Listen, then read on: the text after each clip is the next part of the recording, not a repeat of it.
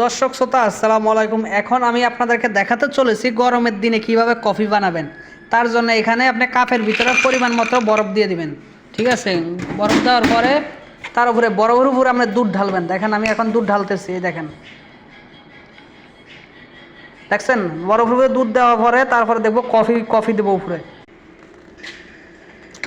কফিটাকে নিয়ে মেশিনের মধ্যে দিয়ে দিই, তারপরে কফি সুইচ দিয়েছি, দেখেন দেখতে পারছেন। এখন কফিটার ভিতরে কত সুন্দর, দুধটার ভিতরে কফি পড়তে আছে। এটা একদম মেশিন থেকে সরাসরি লক্ষ্য করে দেখেন, একদম সরাসরি কফি পড়তে আছে। এটা মেশিন থেকে সরাসরি পড়তে আছে কফি। এটা হচ্ছে লাতে কোল্ড কফি। কথা বুঝতে পারছেন? এই দেখুন আমি দেখেন মেশিনটা বন্ধ করে দিছি, এই দেখেন এখন আপনি লক্ষ্য করেন।